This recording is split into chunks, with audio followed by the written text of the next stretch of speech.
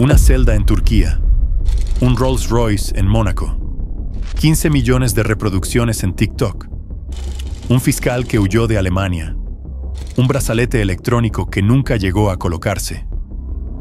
Nekati Arabache vive en dos mundos simultáneos, el del expediente judicial y el del algoritmo. La justicia lo persigue, las redes lo celebran, y mientras los tribunales discuten traducciones erróneas, él conduce superdeportivos frente a las cámaras de millones de seguidores que aplauden lo que ningún juez ha podido detener.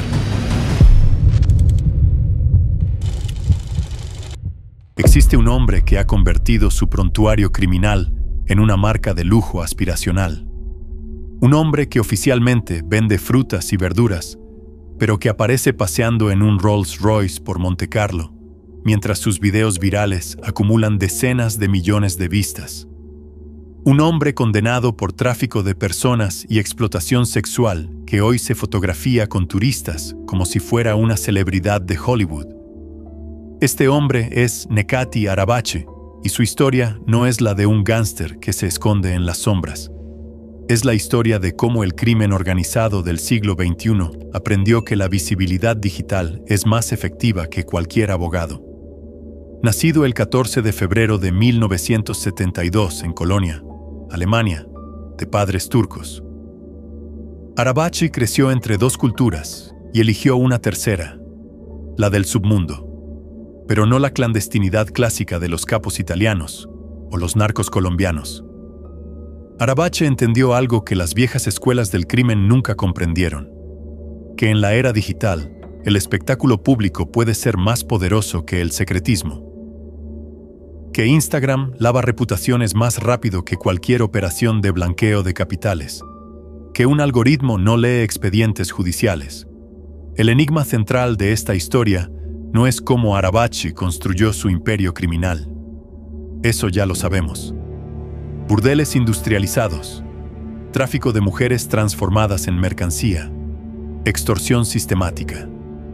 El enigma real es otro.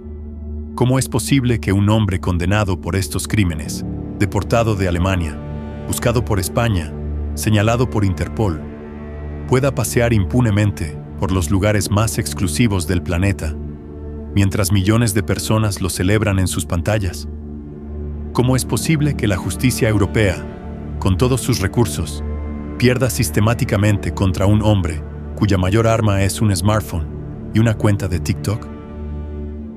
La respuesta a ese enigma está en la contradicción que define nuestro tiempo. La velocidad de las redes sociales contra la lentitud de los tribunales. La capacidad de un video viral para construir una narrativa en segundos frente a la incapacidad de un sistema judicial fragmentado en decenas de jurisdicciones nacionales para actuar con coherencia. Arabache no solo entiende esta contradicción, la explota, la convierte en su estrategia de supervivencia.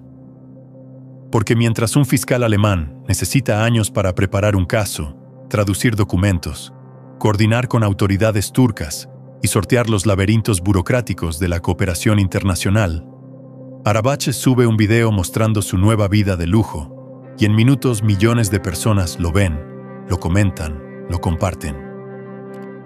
Mientras un tribunal español emite una orden de arresto europea que Turquía no ejecutará porque no extradita a sus ciudadanos, Arabache aparece en Cannes, en Dubái, en Bratislava, siempre visible, siempre inalcanzable. Y cada aparición pública no es un error de cálculo, es un mensaje. El sistema no puede tocarme. Para entender cómo Nekati Arabache llegó a este punto, hay que volver a la Colonia de los años 90. Una ciudad industrial en el corazón de Alemania, donde el río Rin separa lo legal de lo clandestino sin que nadie note realmente la diferencia. El distrito de Kölner Ringe funcionaba como un mercado nocturno de todos los vicios legales e ilegales que una economía de sombras puede ofrecer. Clubes nocturnos, bares, prostíbulos, y detrás de cada puerta, una red de control que no aparecía en ningún registro comercial. La Alemania de los 90 era un país en plena transformación.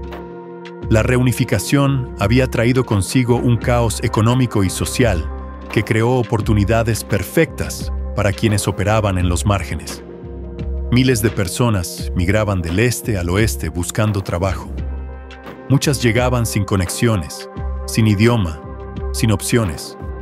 Ese flujo constante de vulnerabilidad era el oxígeno que alimentaba industrias como la que Arabachu estaba construyendo. Pero él no era un recién llegado improvisando. Era un hijo de inmigrantes turcos que había crecido viendo cómo funcionaba realmente el poder en Alemania. Sabía que la nacionalidad era un muro invisible que te protegía o te condenaba. Sabía que los alemanes étnicos tenían caminos que a él le estaban cerrados, pero también sabía que el submundo no hacía esas distinciones. En el crimen organizado, lo único que importaba era la capacidad de generar dinero y mantener el control. Y en eso, Arabachu demostró ser excepcional. Arabachu no inventó este sistema, lo heredó, lo perfeccionó, lo industrializó, lo llevó a una escala que sus predecesores nunca imaginaron. Su entrada al mundo criminal fue estratégica y calculada.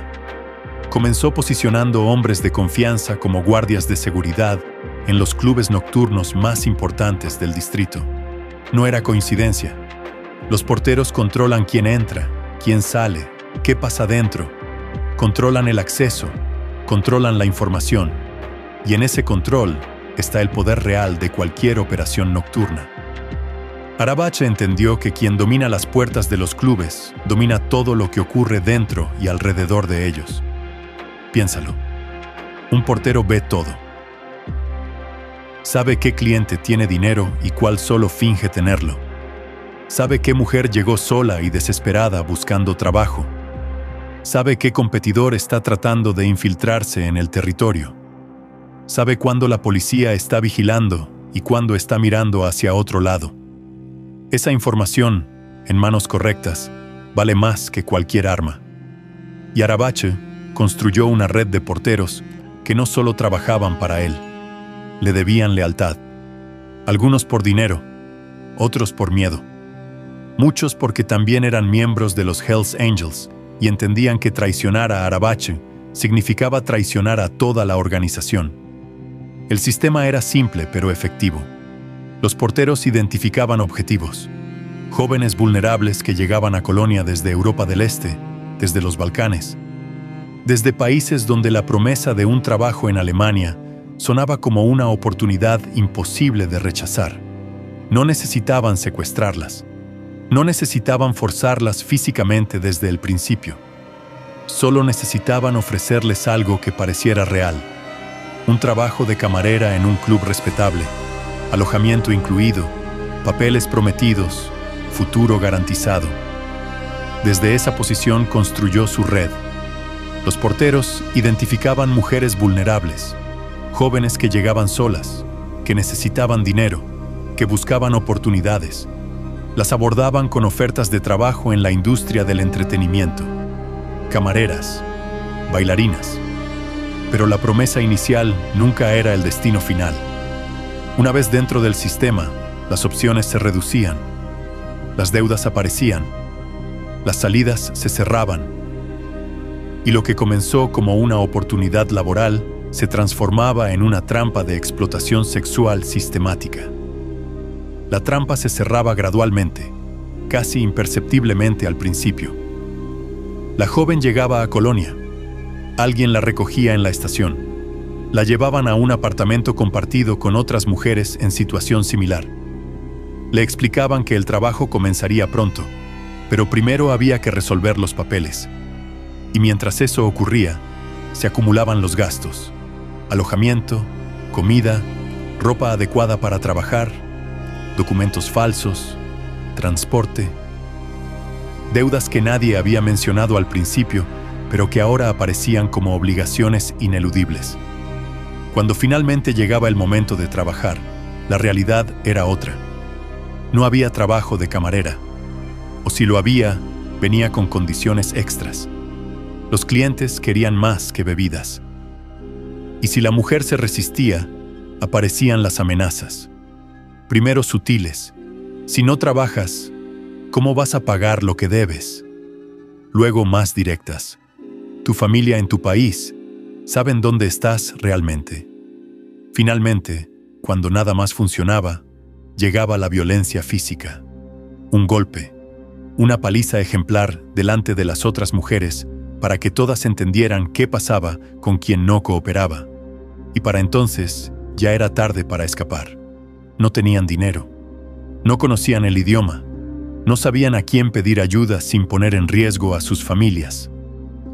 Estaban en un país extranjero, controladas por una organización que tenía ojos en todas partes, trabajando en burdeles que estaban conectados a la misma red criminal que las había traído hasta allí. El sistema estaba diseñado específicamente para eliminar toda posibilidad de resistencia.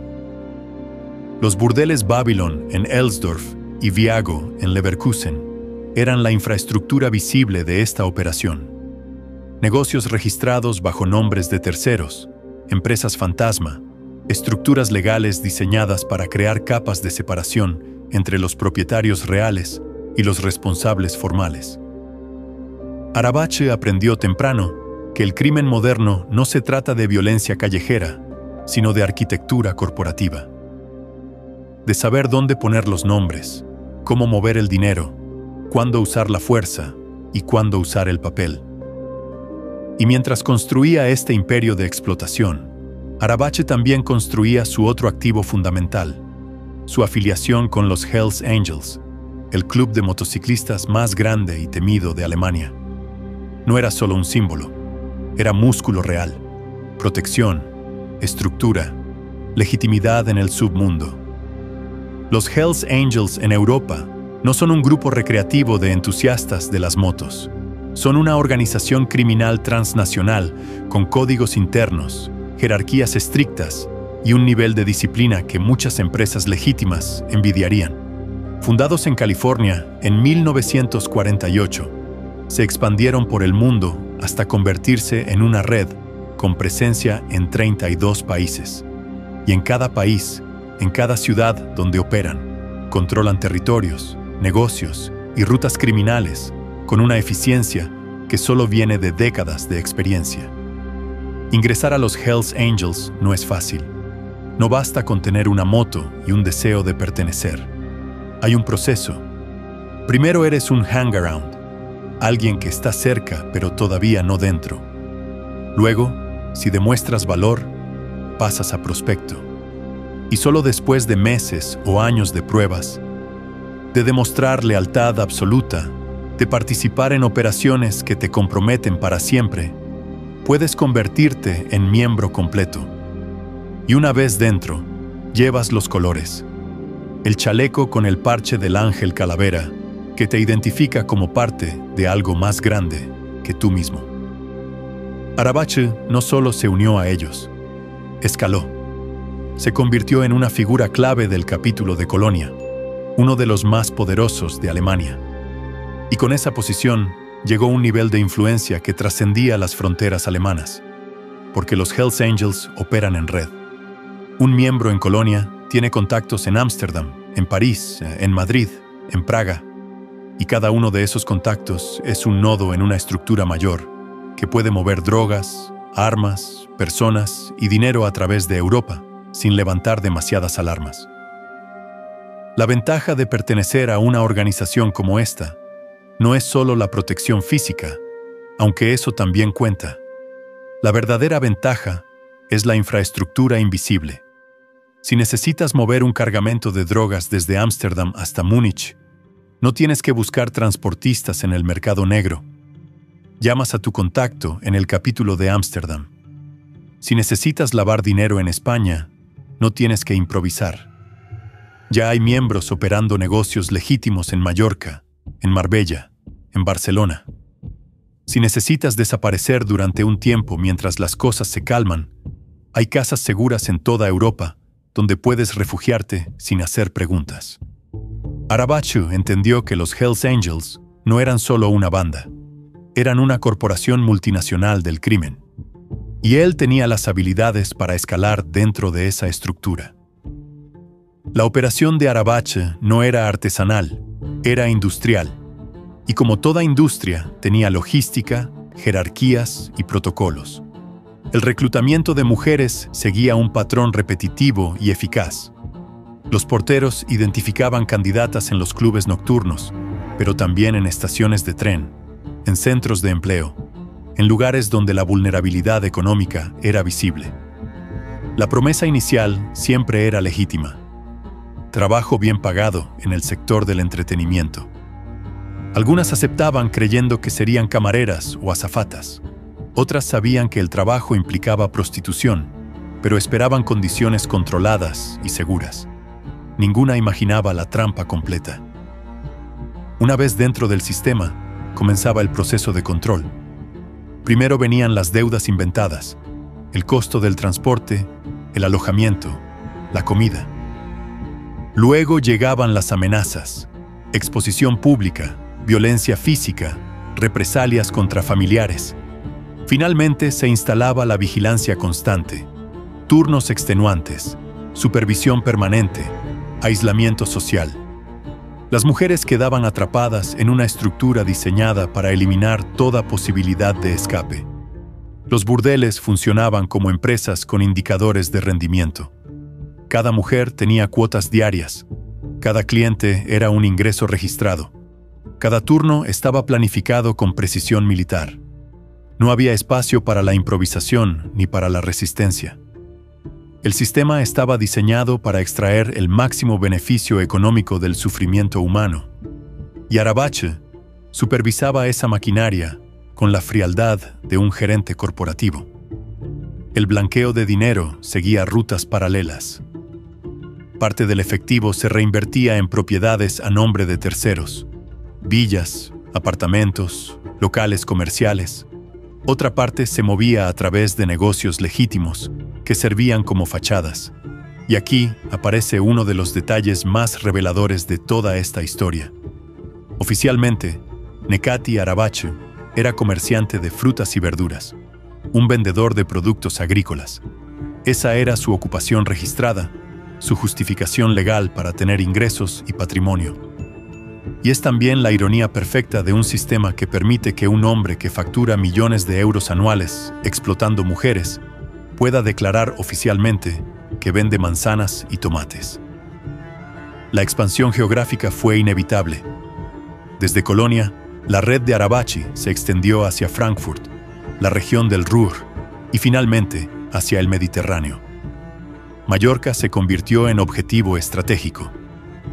Una isla llena de turistas con dinero, con una economía nocturna robusta y con la ventaja geográfica de estar lo suficientemente lejos del escrutinio policial alemán. Los Hells Angels intentaron establecer un capítulo en la isla. Arabache estuvo directamente involucrado en esa operación, pero esta vez las autoridades españolas estaban atentas. Para el año 2002, Nekati Arabache ya no era un criminal callejero. Era el líder de una organización compleja que movía millones de euros anuales y controlaba una parte significativa de la economía criminal de Colonia. Su imperio se extendía por múltiples ciudades alemanas: Babylon en Elsdorf, Viago en Leverkusen, otros establecimientos en Frankfurt, en la región del Ruhr, cada uno operando bajo el mismo modelo: fachadas legales, documentos falsos, mujeres explotadas, dinero fluyendo hacia estructuras de lavado cada vez más sofisticadas. Pero el crecimiento trajo visibilidad, y la visibilidad trajo atención policial. Las autoridades alemanas llevaban meses investigando, tal vez años. No era un caso simple. No podían simplemente arrestar a Arabache y esperar que todo se desmoronara. Necesitaban evidencia sólida contra toda la estructura. Necesitaban testimonios que resistieran en un tribunal. Necesitaban documentación financiera que demostrara el flujo de dinero ilegal. Y sobre todo, necesitaban coordinar el golpe de manera que arrestaran a todos simultáneamente antes de que alguno pudiera alertar a los demás. Los investigadores utilizaron todas las herramientas disponibles. Escuchas telefónicas que requerían autorizaciones judiciales renovadas cada pocos meses. Vigilancia física que demandaba equipos rotando 24 horas para seguir a los sospechosos sin ser detectados. Infiltración en círculos cercanos a los Hells Angels, lo cual era extremadamente peligroso, porque la organización tiene métodos brutales para identificar y castigar infiltrados. Análisis financiero rastreando cada euro que entraba y salía de los burdeles, buscando las conexiones entre las empresas fantasma y los propietarios reales. Los fiscales construían un caso meticuloso, acumulando evidencia sobre tráfico de personas, proxenetismo, extorsión, tenencia ilícita de armas. No querían arrestar a un sospechoso. Querían desmantelar una organización completa. Querían asegurarse de que cuando finalmente movieran pieza, Arabache no pudiera escapar por tecnicismos legales ni por falta de evidencia contundente. El golpe llegó con la precisión de una operación militar. En octubre de 2002, fuerzas especiales alemanas ejecutaron redadas simultáneas en decenas de ubicaciones, burdeles, residencias privadas, locales de los Hells Angels, apartamentos donde vivían las mujeres explotadas, oficinas de las empresas fantasma, todo coordinado para que nadie tuviera tiempo de advertir a nadie más, para que no pudieran destruir evidencia, para que la sorpresa fuera total y absoluta. Arrestaron a Arabache junto con varios de sus colaboradores más cercanos. Incautaron documentos que revelaban la estructura corporativa de la operación. Efectivo en múltiples monedas. Armas que iban desde pistolas hasta explosivos. Pero sobre todo, incautaron testimonios. Mujeres que finalmente tuvieron la oportunidad de hablar sin miedo porque sabían que sus explotadores estaban esposados, porque vieron policías ofreciéndoles protección, porque entendieron que tal vez, solo tal vez, esta era su única oportunidad de salir del infierno en el que llevaban meses o años atrapadas. Los testimonios fueron devastadores. Historias de jóvenes que llegaron a Alemania creyendo en promesas de trabajo honesto y terminaron encerradas en habitaciones sirviendo a decenas de hombres cada noche. Relatos de palizas por no cumplir cuotas. Descripciones de amenazas contra familias en países de origen. Evidencia de un sistema industrial de explotación humana que generaba millones de euros mientras destruía vidas sistemáticamente. Durante el juicio que comenzó en 2004, Arabache tomó una decisión sorprendente que desconcertó a fiscales y observadores. Confesó, no por remordimiento, no por arrepentimiento, sino por cálculo estratégico absolutamente frío. Arabache y sus abogados entendían perfectamente cómo funcionaba el sistema judicial alemán. Una confesión temprana y completa puede reducir significativamente la condena. Demostrar cooperación, aunque sea cosmética, genera puntos ante el tribunal. Y sobre todo, una confesión elimina el riesgo de que durante un juicio largo surjan evidencias aún más comprometedoras que puedan llevar a condenas más severas. Así que Arabache se sentó en ese tribunal, miró a los jueces y admitió los cargos. Líder de organización criminal, tráfico de personas, proxenetismo coercitivo, extorsión, tenencia ilícita de armas. Todo lo que los fiscales habían construido durante meses de investigación, él lo confirmó en pocas sesiones. El tribunal lo sentenció a 9 años de prisión, una condena severa, pero no la cadena perpetua que algunos fiscales esperaban. Y definitivamente no la detención indefinida que hubiera sido posible si hubieran logrado demostrar que representaba un peligro extremo y permanente para la sociedad.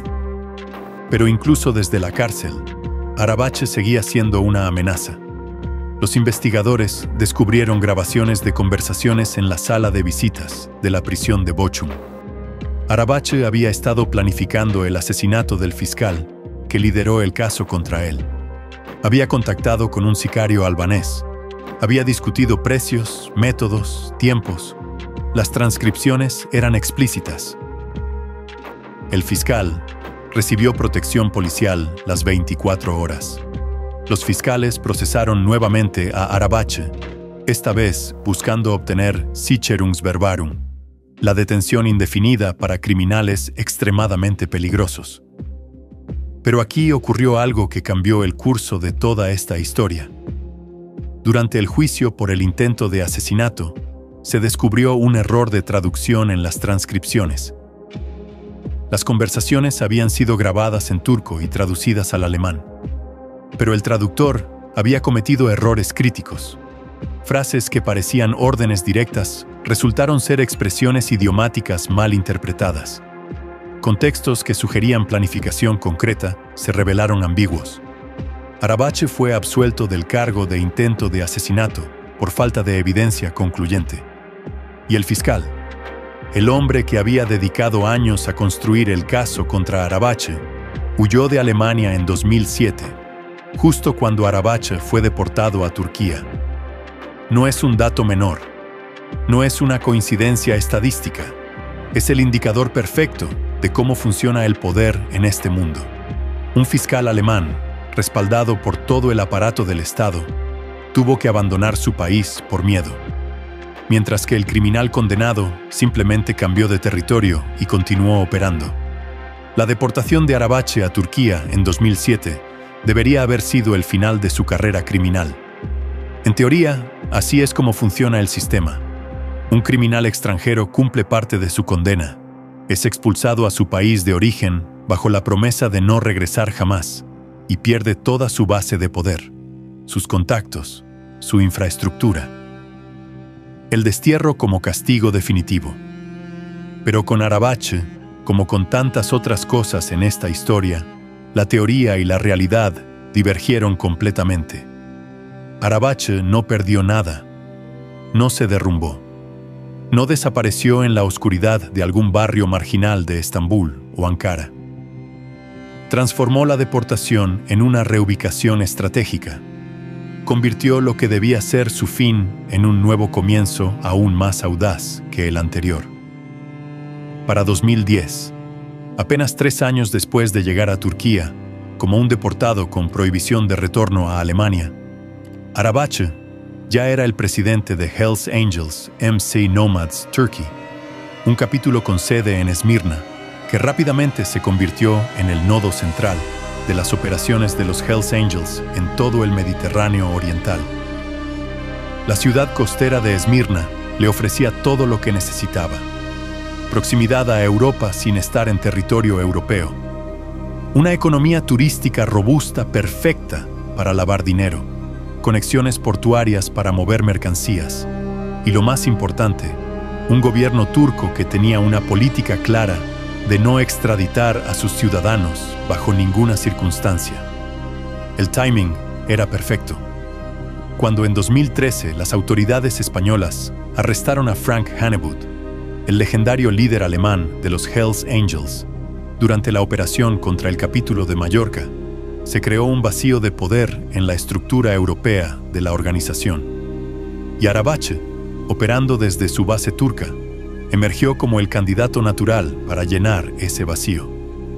La ironía es brutal. Alemania deportó a Arabache para quitarlo de circulación, pero lo único que logró fue darle acceso a un mercado criminal más grande y menos regulado. Desde Turquía, Arabache podía coordinar operaciones en toda Europa sin pisar territorio europeo.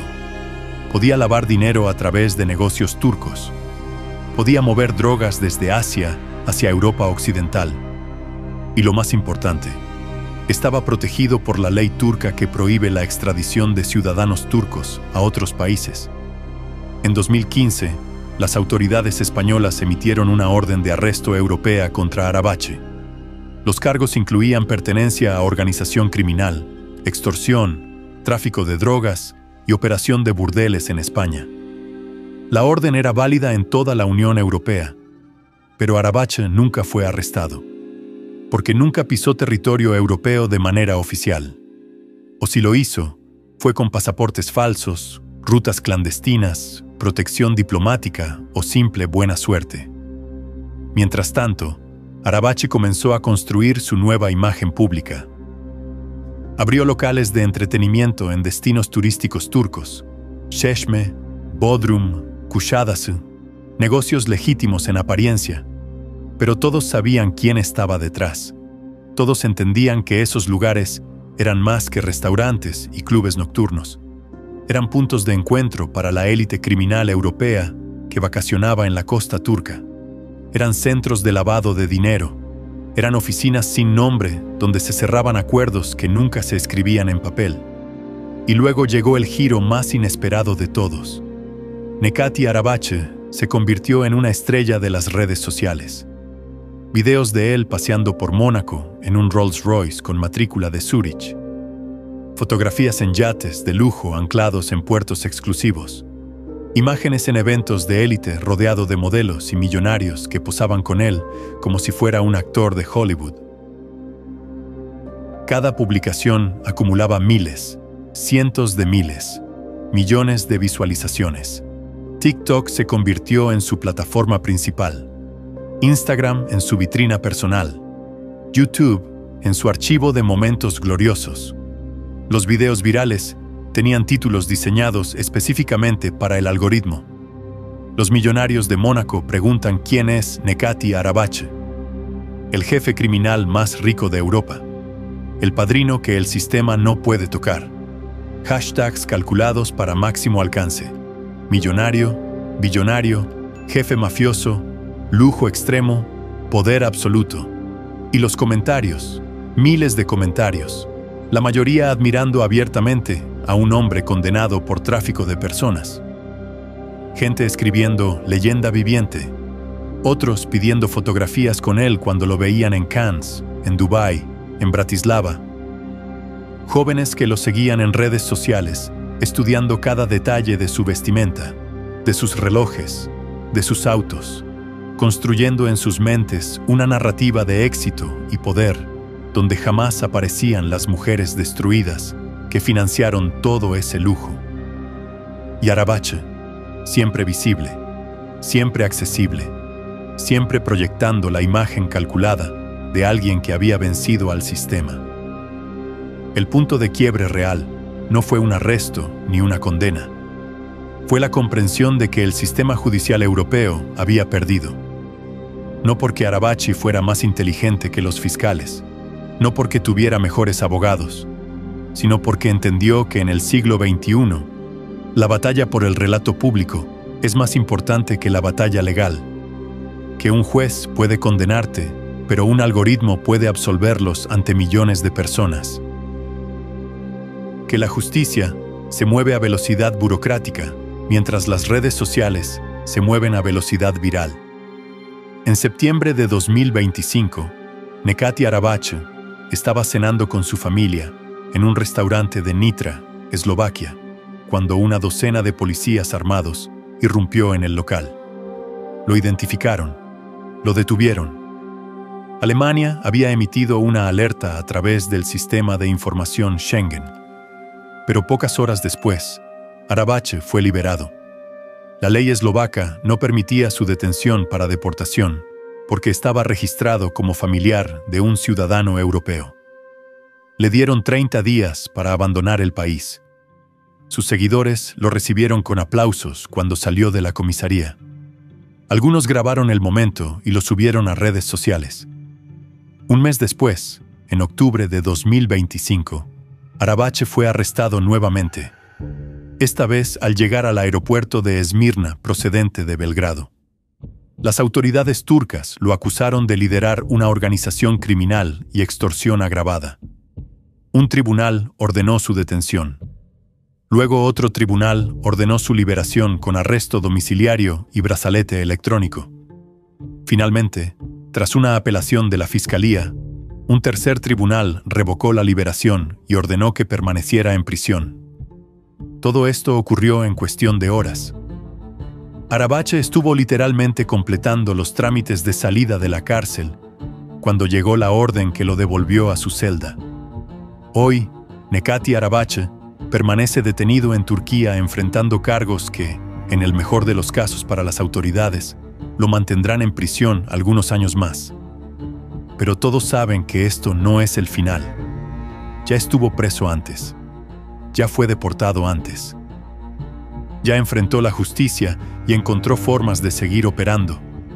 Porque el verdadero legado de Arabache no está en sus burdeles ni en sus millones de euros.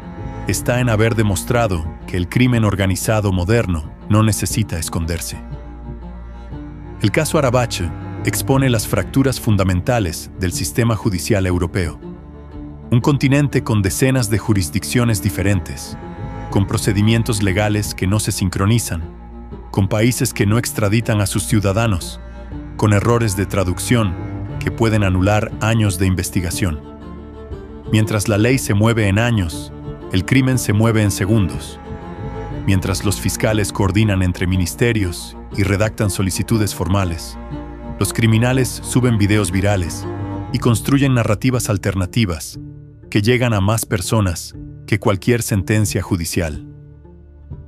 Y luego está el algoritmo, esa entidad invisible que decide qué contenido se amplifica y qué contenido desaparece, que premia la visibilidad y el espectáculo sin hacer preguntas sobre el origen del lujo mostrado, que convierte a un condenado por tráfico de personas en una figura aspiracional para millones de jóvenes que ven sus videos y piensan que eso es poder, que eso es éxito, que eso es lo que deberían buscar. Cada video de Arabache paseando en un Rolls Royce es un insulto a las mujeres que él explotó. Cada fotografía en Mónaco es un recordatorio de que el sufrimiento humano que financió esa riqueza nunca aparece en pantalla. Cada millón de visualizaciones es una victoria del espectáculo sobre la justicia, del algoritmo sobre el tribunal, de la imagen sobre la realidad. Porque al final, Nekati Arabache no es solo un criminal. Es el símbolo perfecto de una era donde la visibilidad digital puede lavar cualquier reputación, donde el entretenimiento supera a la verdad, donde millones de personas aplauden lo que los jueces condenan. Es la prueba de que mientras el sistema judicial europeo siga fragmentado, lento y descoordinado, mientras las redes sociales sigan premiando el espectáculo sin verificar las fuentes, mientras existan países que protejan a sus ciudadanos criminales bajo el argumento de la soberanía nacional, habrá hombres como Arabache que convertirán sus prontuarios en marcas personales y sus condenas en anécdotas virales. Nekati Arabache sigue vivo, sigue rico, sigue influyente, y aunque hoy esté en una celda turca, todos sabemos que esto es solo otro capítulo de una historia que aún no termina. Porque mientras haya un algoritmo que premie el lujo sin preguntar de dónde viene, mientras haya un sistema judicial que se pierda en tecnicismos, mientras los criminales se pierden en fronteras, mientras haya millones de personas dispuestas a celebrar a quien proyecta poder sin importar el costo humano de ese poder, habrá espacio para que hombres como él sigan operando, no en las sombras, a plena luz del día, en tus pantallas, en tus feeds, transformando el horror en espectáculo y el crimen en contenido viral.